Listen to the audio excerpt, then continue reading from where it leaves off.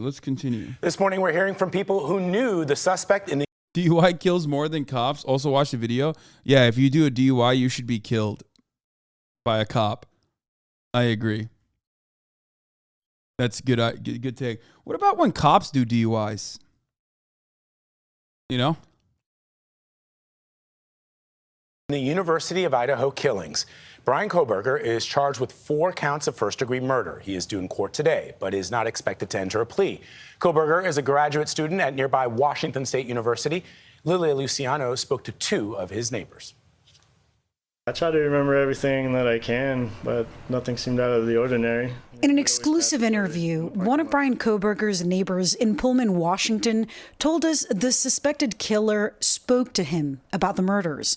The neighbor asked not to be identified. He brought it up and I don't know about this. Who the fuck is this Idaho guy? Why is there so much attention to him? What do you mean? He fucking went into a random house, allegedly, and murdered 4 people with a knife and then escaped and evaded the authorities for like about a month or 2 until he was caught in Pennsylvania. That is why this is an important news story. I gotta pee, I'll be back. Asked if I had heard about the murders, and which I did, and then he said, yeah, it seems like they have no leads. It seems like it was a crime of passion. In one previous conversation, he said Kohberger asked him if he'd be able to kill someone as a member of the military.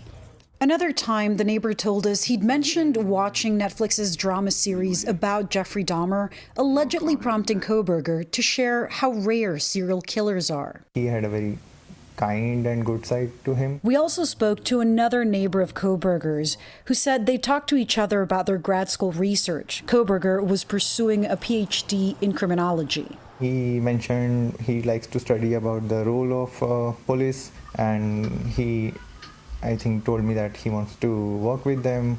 Investigators have not yet released a motive for Kohberger or a connection to the victims.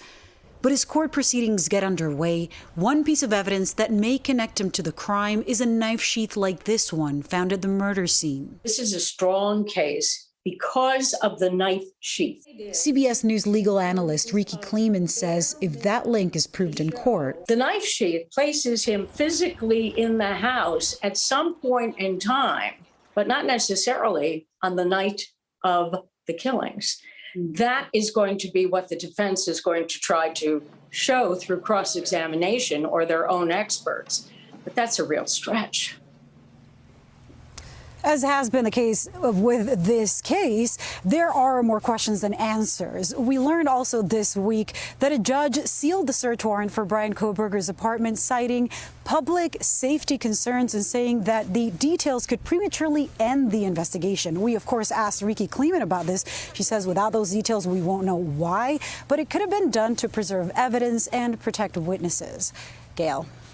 Yeah, Lilia, the more you hear on this case, the more you want to know. It's just still so heartbreaking. Thank you.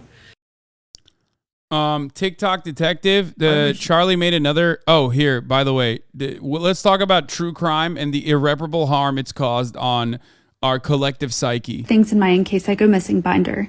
I added a hair sample just in case they need it for DNA testing. My friends and exes are the first people they need to bring in for questioning. This might be overboard, but I added clean fingerprints just in case there are latent prints they need to match. My handwriting is a little all over the place, so I want to give a good sample for analysis. Medical records aren't just for forensic evidence, but also to inform my loved ones of essential health needs. Things in my In Case.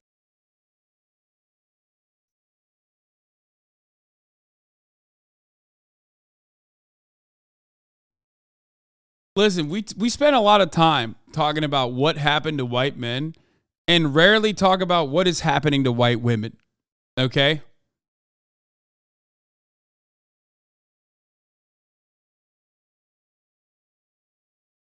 And honestly, what has happened during the process of like Joe Rogan brainwashing an entire generation of white men?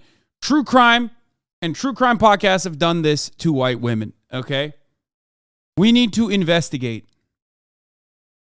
I dated her for 2 months in 2011. What do you mean I'm in her binder? Nope.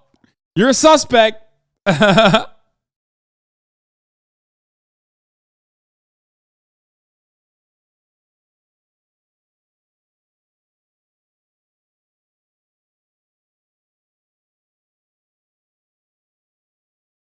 A true crime bug out bag. Yeah.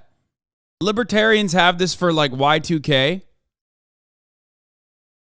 Not me about to defend her and then realizing I'm also probably brainwashed. No, this is good, man. This is actually something that everyone needs to have, I think.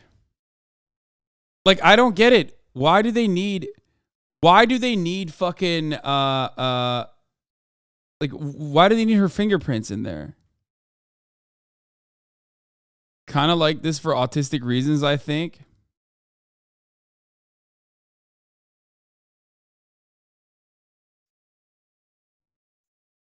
Like, why? Like, this literally, okay, you know what this feels like?